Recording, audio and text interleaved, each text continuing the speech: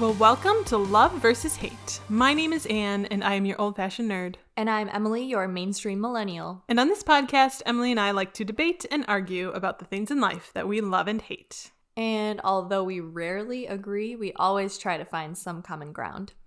And today we are going to be talking about one of my favorite topics, books, and specifically memoirs. I love reading. I love reading too, and I love memoirs, actually. I really do. I've actually gotten into memoirs like over the past year, so I'm excited about this topic. Oh, we found some common ground already. Yay. Yay. We'll see how long it lasts. Do we like the same kind of memoirs? Probably not. But I have a feeling that I would probably enjoy whatever memoirs you throw my way. Probably. Yeah. I just love them. They're just so good. I love hearing about people's... Exactly. I love that it like puts you... Because one, the author is like able to reflect, so they can like offer, you know, like they look into their past and they're like, okay, this is what happened, and I realize now like this is how people were feeling about it, or I realize now that this is why my parents told me that, or you know, like there's opportunity to have this understanding, and as a reader you kind of get that picture.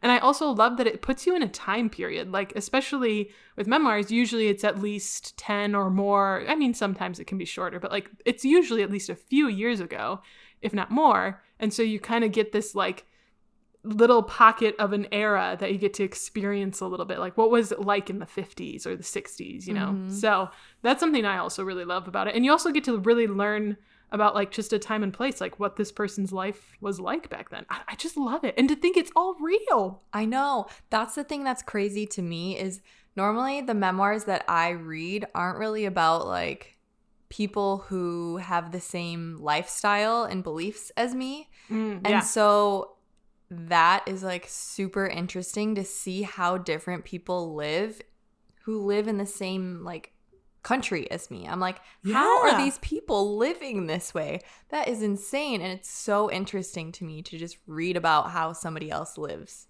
Yeah. But before we get too into memoirs, Anne and I discovered or made a game this morning. Oh, yeah. And it kind of has... we wanted to talk about it a little bit because it literally happened this morning. We were really excited about it, and we wanted to encourage our listeners to play along with us. And also, it kind of it goes along with this like memory thing. We might be stretching it a little bit, but whatever. You get to hear about it anyway. So I was listening to Imagine Dragons, and I recently just finished watching The Peaky Blinders per Emily's recommendation. Yes, actually, well, technically it was Alex's first, but then I was like, okay, Anne, you should watch this. I think you would like it. And she was right. I did like it. I loved it. It was very, very good. And I was listening to Imagine Dragons, and I heard the song Natural, and it literally was like written for the main character in Peaky Blinders, Tommy Shelby. And I was like listening to it, and I was just like so excited because I'm like, oh my gosh, like I was literally playing this like music video in my head, and I was picturing like certain scenes for this chunk of the song, and I'm like, this song was written for him. It's so cool.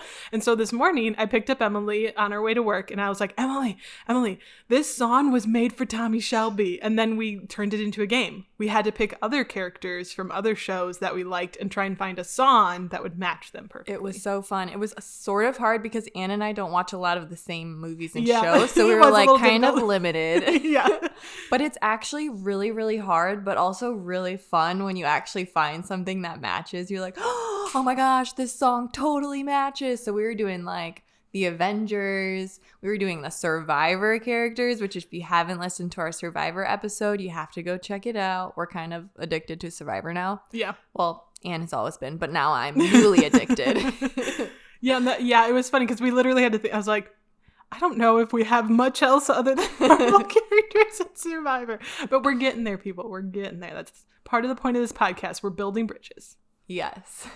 Wow, you just had a lot of good alliteration. Part of the point of this podcast. I'm sorry, that just like stuck out to me. Hey, we're talking about books. You know, alliteration and language is all part of words and books. And I can't do it. I was going to try and alliterate again, but I had nothing. Okay, Anne, do you want to start with your memoir? I'm really interested to know what it is. Ooh, yes. I actually have told you about it because I literally read this memoir in like a day and a half because I picked it up and I could not put it down. So the book that I recommend and that I'm going to tell Emily about is called Rocket Boys. Oh, right. I don't know why I was thinking anything else. I know. It's just like, it's the most recent memoir that I've read, so it really like stuck out in my mind. And also it kind of goes along with like the whole space theme that's going on, you know, the Mars Perseverance rover. If you haven't listened to that episode, I recommend, because I've kind of become obsessed. I've always been obsessed with space. But. You know, the second you said space, I didn't yawn this time. Oh, Emily, I'm so proud of you. You're growing. But, you know, there's always opportunity to... Oh, I just said opportunity. There's always opportunity to yawn later. She remembered the name of the Mars rover. Oh, I'm so proud of you. Wow, I didn't even mean for that to happen. It just kind of came out. I know. I was a little stunned when you like paused for a second. I was like, what? Yeah. And then when you're like, I can't believe I just said opportunity. I'm like, oh my gosh, she remembered. Anyway, so yeah, you should listen to that episode. But Rocket Boys is a memoir by Homer Hickam Jr. And he basically, the book is about his life growing up as a teenager. And he grew up in a small mining town in West Virginia called Coalwood. And you can kind of guess what they mined there. Wood. Just kidding. Coal. Yeah, you mine for wood. And so the whole town, like, there was basically, you know, the kids would grow up, they'd go to high school, they'd get a, you know, just standard kind of education. And then they'd either, if they were lucky, they would either get like a football scholarship and be able to go to college through a scholarship, or you went to work in the mines. Like, that was pretty much the only opportunity. See what you did there. The only opportunity in Coalwood. And so, you know, he's a young boy and it takes place in like the late 50s, early 60s. And he actually sees Sputnik go across the sky. And Sputnik was the first satellite that was ever launched. It was a Russian satellite. I'm so glad you said that. I know. I knew you didn't know. So I had to clarify. And so he saw Sputnik like in the sky, and it just inspired him, and he was just amazed and just awed by it. And so he decided right then and there that he was going to build rockets.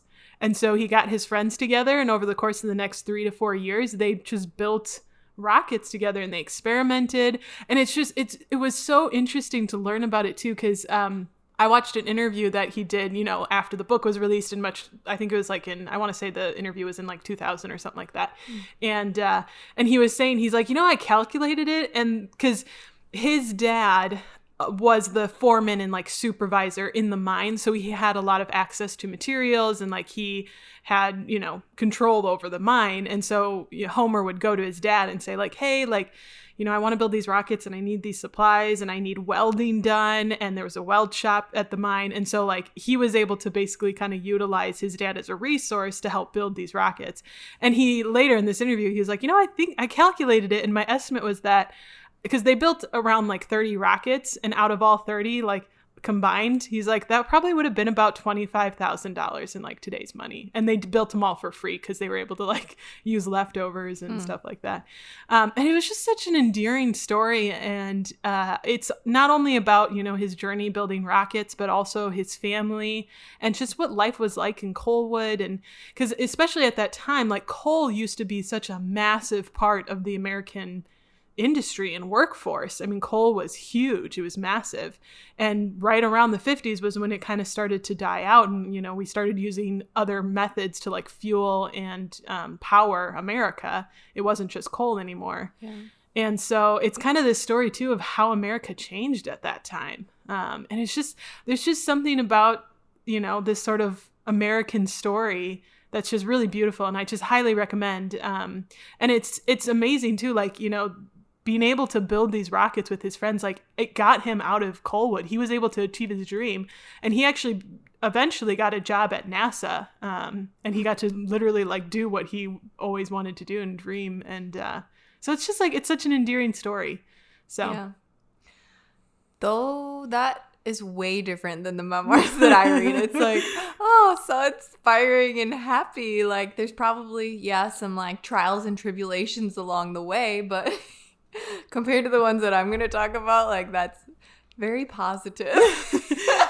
Oh yeah, no, there was, well, and that's something too that I really enjoyed about it. Like he talked about his relationship with his dad a lot. Yeah. Because it was a hard relationship because his dad was working all the time. Like his dad was always working in the mine. It was always tension with his mother and with his family. And so like, you know, he was very open and honest about it. So yeah, it certainly wasn't all rainbows and sunshine by any means, but I do tend to lean towards those type of memoirs like that are endearing and inspiring and oh wow. Well, then we'll see what you think about the ones that I'm going to talk about. Okay. You would pick something completely different. Yeah. So I'm like just trying to picture how the book would go. Like, does he talk a lot about like how he made the rockets? Or yeah, he does. And he kind of goes over his like life in that time, right? So it starts out where he talks about like, you know, kind of what it was like for him as a kid growing up. And then he talks about, you know, what inspired him, like how Sputnik inspired him to build rockets. And it kind of became this opportunity for him to really have this chance to get out of Coalwood and not be a coal miner. Like he never really wanted to go into the mines, and his mother certainly didn't want that for him because she saw what it was doing to his father.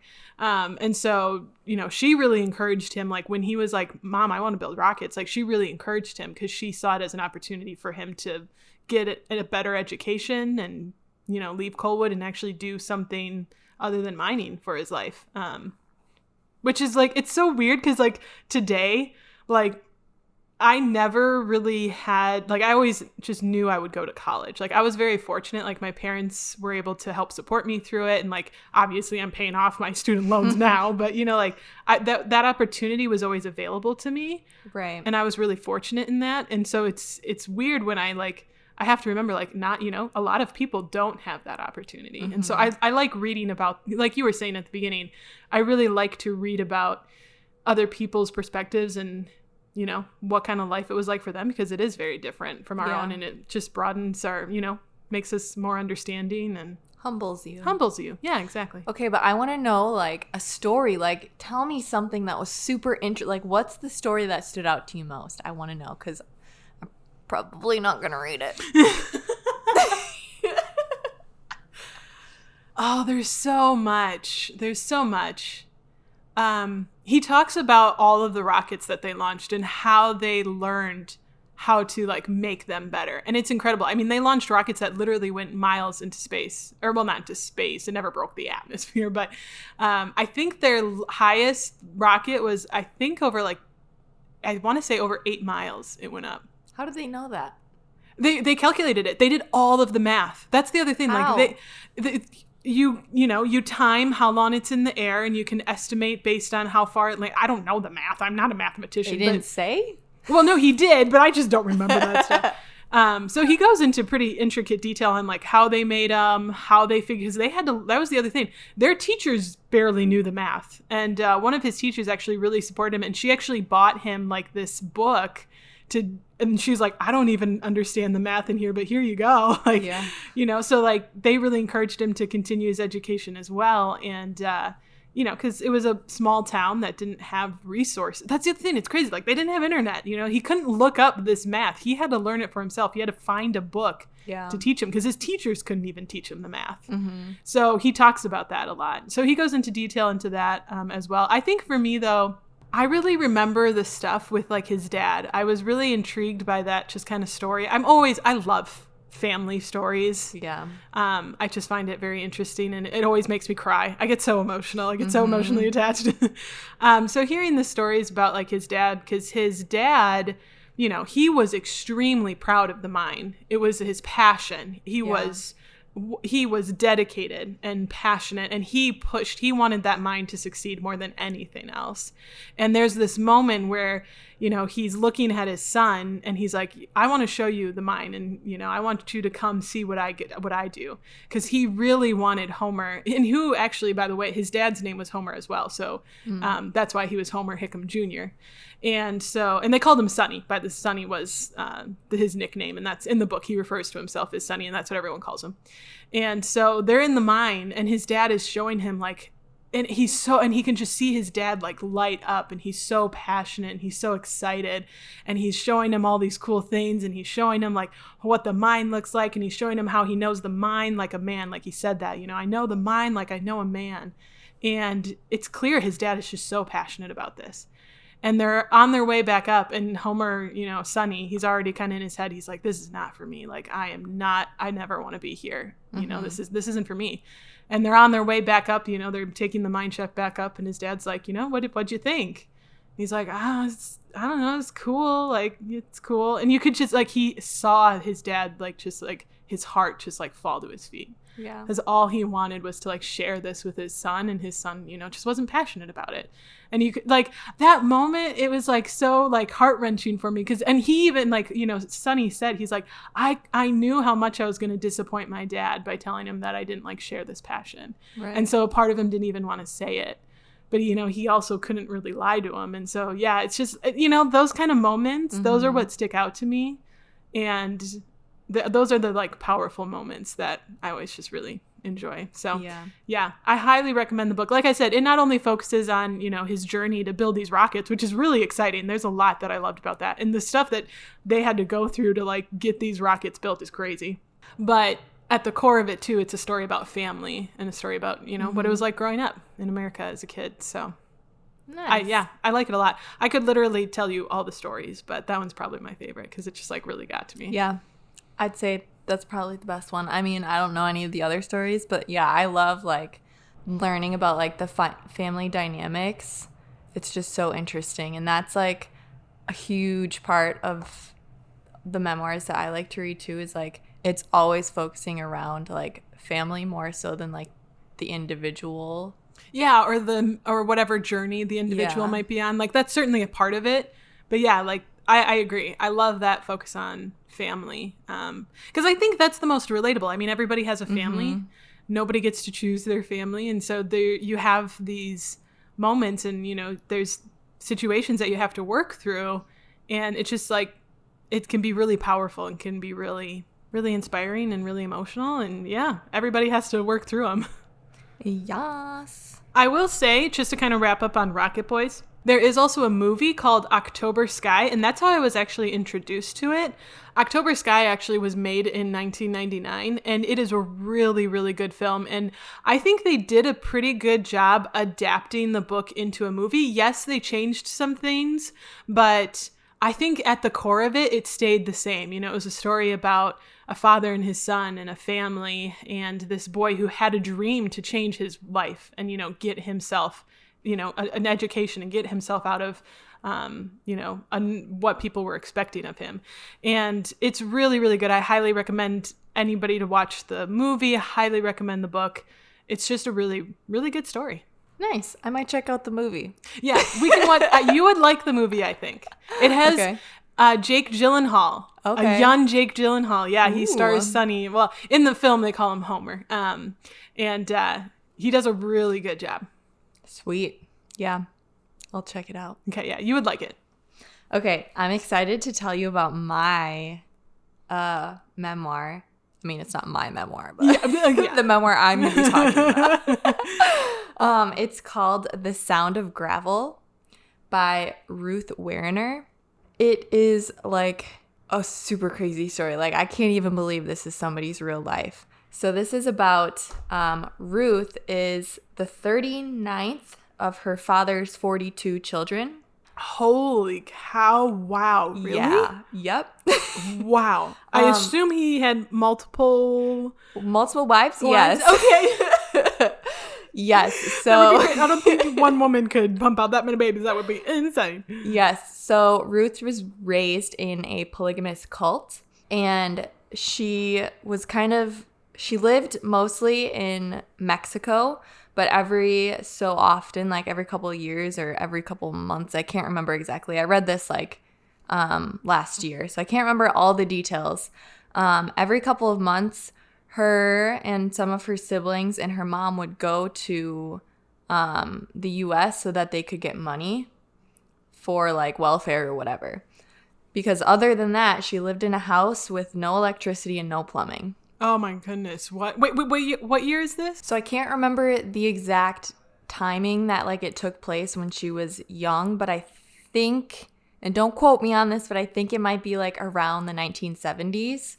But yeah, her it was just crazy. So I think her dad was the founding prophet of the colony that like everybody lived in.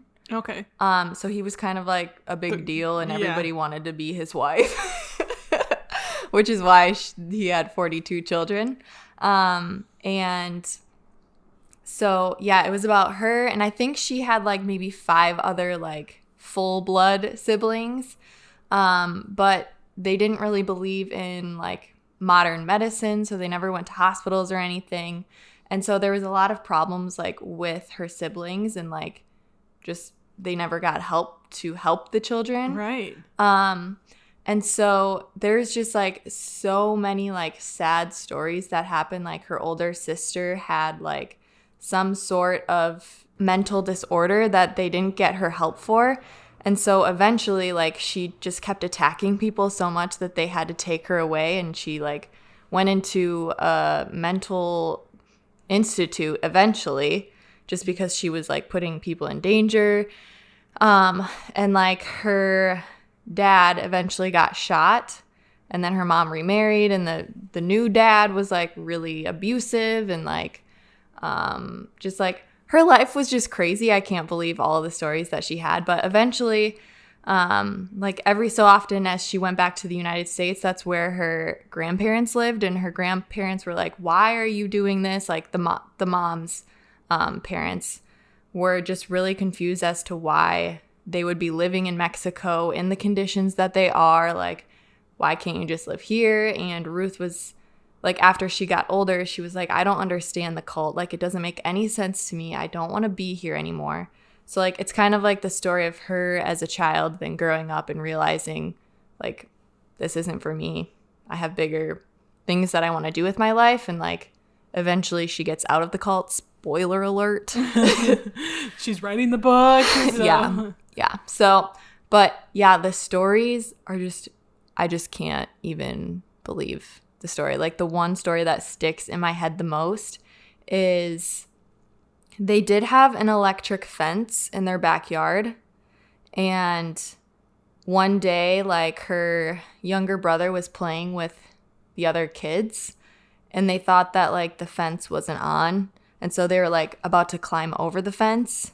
And so the brother like touches the fence to climb over it. And he literally like gets electrocuted and like shocked and dies on the fence. Like his hands are on the fence. He's like frozen on the fence, dead. And then crazy. She goes and gets her mom, and she's like, Mom, like whatever his name is, I can't remember, is dead. Like he just got electrocuted and he's on the fence. And her mom goes out there and she's like, the fence isn't on. She sees the dead son on the fence and she's like, the fence isn't on. That's no. And so she touches the fence and then she gets electrocuted and almost dies. Like at that point, she does go to the hospital because she's almost dead. Yeah, it's just crazy, like to experience how other people live and like other people, like what they believe. Like you see a person who has just been electrocuted, but you still believe the fence is off. So yeah, it's just super eye-opening to just see other perspectives and how other people live. It's crazy. Yeah. And I like, for some reason, like stories like that are so like crazy, but I just like can't stop reading them. You're right. I probably wouldn't like a book like that. I think it would stress me. That's just hearing about it. That's so stressful. Yeah. And that's like incredible though. Wow. Yeah. At one point they had, like they were really excited because they were going to get plumbing and they were going to get like a shower head for their shower. And they were super excited. But then the dad came home and he's like, actually, I gave it to my other wife. And they were like, oh, but you told us we could have plumbing. Like, how could you imagine being like, oh, what? I don't get to take a shower for who knows how long? No, I can't imagine. Yeah, it's just, yeah. Wow. That story still sticks with me, and I've read it like over a year ago. Yeah. And I still think about it. Wow. That's sad. I know. That's the thing. Memoir is like, I think I read them for the inspiration. Like when they're sad, I'm just like, oh, that's so sad. That's heavy. I know. Like when I think of memoirs, I think of like sad stories. Yeah, I that's think why of when you were talking, stories. I was like, what? That's not a memoir. And I'm listening to your story and I'm like, that's like not a memoir. That's scary and sad. Because, yeah, the other memoir that I literally just finished is Jeanette Wall's Glass Castle. Oh, yeah. I saw the movie. I haven't read the memoir. But. Yeah, but it's another like sad like life story about a girl and her dysfunctional family. It's kind of sad because the dad is an alcoholic, but you can tell that he like wants what's best for his kids, but like he just gets in these funks where he's just drunk all the time and he just messes up for his family. But like you can tell the relationship that he has with his daughter, and like his daughter really actually like loves him and wants what's best for him, but like they never can like be happy together. And like she ends up like moving out to New York with her siblings because they're like, I'm not living this way anymore. Like you literally are living in trash and like rotten food, and I can't do it anymore.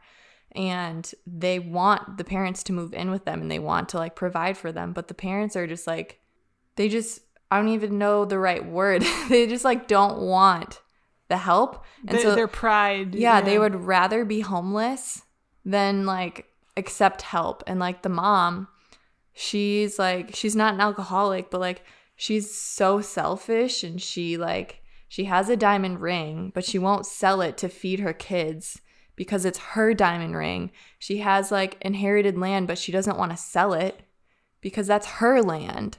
And like one time her kids were like starving for like a week, and she's like under the covers hiding, eating a chocolate bar, and she's like eating it all for herself. Wow. Like, yeah, it's stories like that just like are crazy to me, and I like can't stop reading about it because I'm just so intrigued on how other people's life experience is.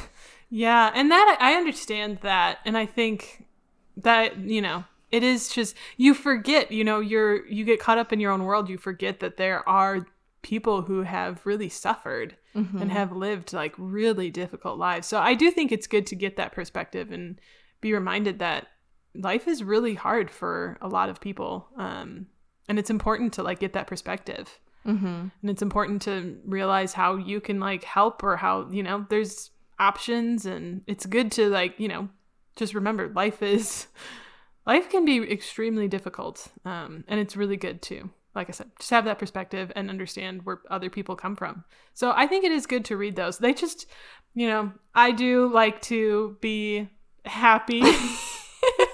I literally like, I'm going back through my mind and I'm trying to think of the other memoirs that I've read, and I'm like, oh, that's a pretty happy one.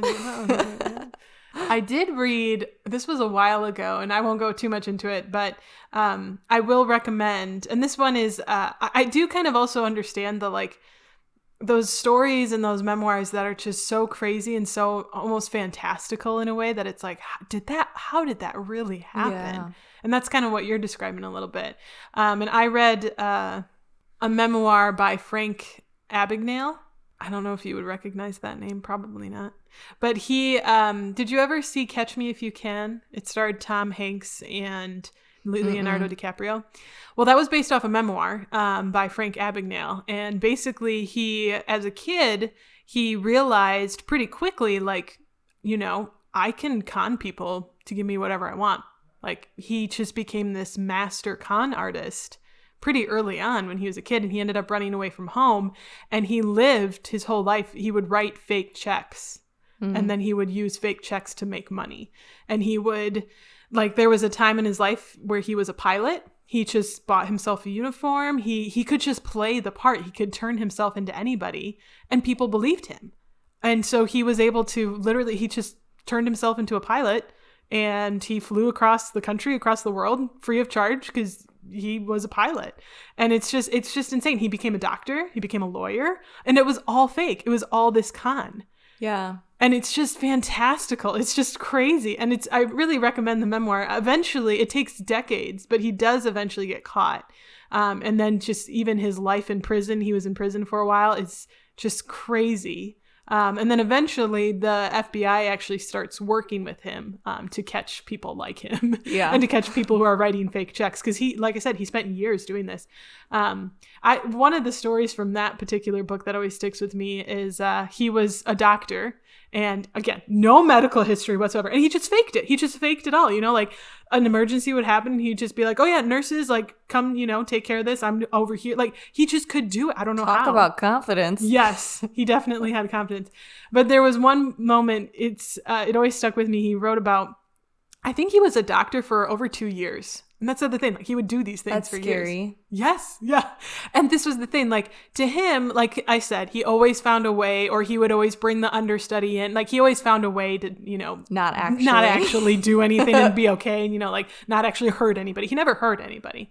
And so, but he had morals. He did have some morals. He never hurt anyone. But, and this is the thing, this kind of proves his morals a little bit. Like, he was a doctor for a couple of years, and he said what made him leave was there was an actual emergency where a woman was giving birth, and he was the only doctor there.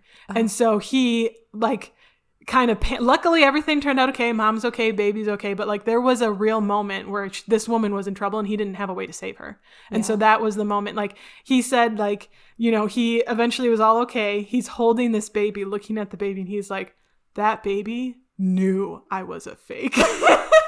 Like, I don't know how, but with all of my gut and heart, I knew that baby knew.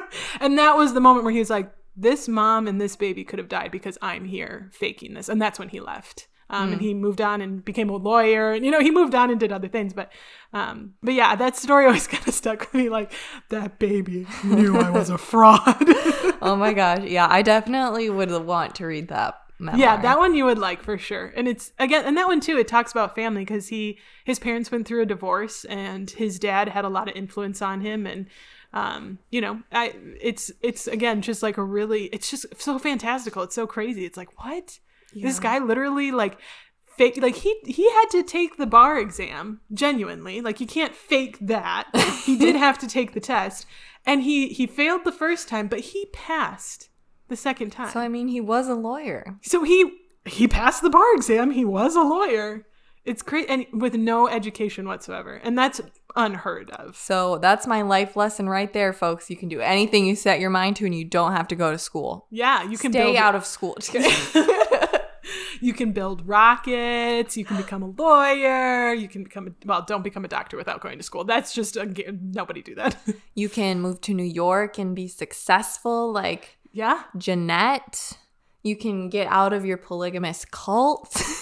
You can do anything you set your mind to. And I think that's what memoirs ultimately have to teach us. Like, yeah, there's always some sort of lesson as to why they're writing their memoir. Yeah. Like, they came from here and start from the bottom, now we here, Mm-hmm.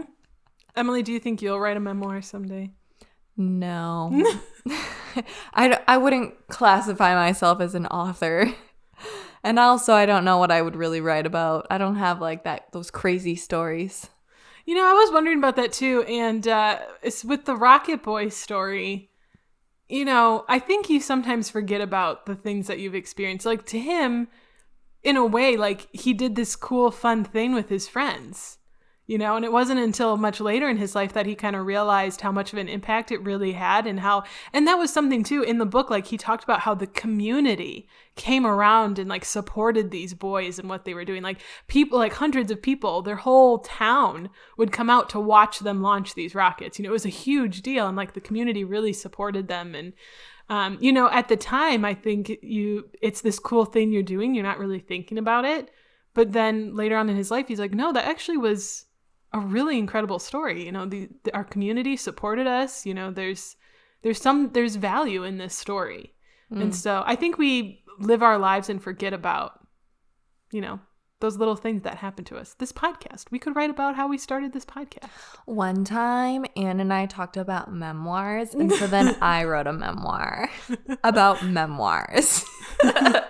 Yeah, I don't know if I'd write one either, but even if it's just for like my family, like my grandpa wrote a memoir, but it wasn't ever published or anything, but my family and I like have it. Mm-hmm. And I love reading it. I've read it a few times, and it's just so amazing. It's crazy. Like, the amount of change that can happen in just 2 generations. Like, yeah, you know, for him, something that was fun was going to his aunt's farm and going out to the pond and, you know, fishing for newts and frogs. And for us, it's watching TikToks. Exactly. Like, and that's only 2 generations, and it's so crazy. So, you know, even if you just write a memoir for your family, I think it's well worth it. And I'd probably do something like that. But yeah, I did actually like really enjoy writing when I was in school. So maybe if I remember, maybe that's a good reason why I should write one. You really should. You should write stuff down. Yeah. I mean, I guess that's it. That's what journaling is, sort of. It's kind of like your little memoir, but I mean, I don't really journal either. Well, we can consider this podcast a memoir. You know, we can always go back and listen to episodes and be like, oh, wow, we were really stupid. Yeah. Or, oh, wow, we had so much wisdom. Who knows? It's going to be all over the spectrum. Or maybe we'll just laugh at ourselves. That'll be most likely. Probably. Yeah. It already happens. I laugh at us all the time. So, listeners, I would love to know if you've read any good memoirs recently, or if you've just have any good memoir recommendations. Please let us know on our social. We have Facebook, Instagram, and Twitter, and YouTube if you want to check us out there. So yeah, you can message us or leave a comment on like any of our photos, and I would just love to hear your recommendations, because any sad ones, like with really sad stories, I'm all down for. And I'm down for the happy ones. So if you know any happy ones, it's good to get the broad spectrum, but you know, happy ones are fun too.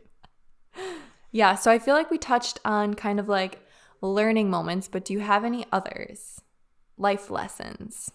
I think this is probably obvious, but I think my life lesson has to be never give up on your dream. You know, I feel like that might be a little cheesy or a little cliche, but I think that's what memoirs oftentimes have to teach us. Whether your dream is, you know, changing your environment, like literally leaving an environment to find something new, find something better. I mean, that's really what in Rocket Boys he was doing. Like, he didn't want to become a coal miner, so he had to forge his own path. Or in your story, like, she didn't want to be in this cult. Like, she had to find a way to get herself out of that situation. You know, there's, even if it's something like that, just don't ever feel like you can't do it. Like, there's always a way. And so, yeah, that might be a little cheesy, but it's true. It's true. I mean, it really is. Like, any memoir that I'm thinking of, that applies to. Exactly. Yeah. And I would say too that you have a story to tell. You know, I think, like I was saying earlier, I think we sometimes just breeze over our lives or breeze over the things that we're experiencing, but we all have a story to tell, even if it's a little one. And every story, I think, has a genuine impact has a genuine opportunity to impact somebody in a big way. Yeah. That was kind of what I was going to say as my life lesson is, like, even if you don't have like a super huge story like Rocket Boys where, hey, I started here and now I work at NASA because I flew rockets into the air like this far, whatever.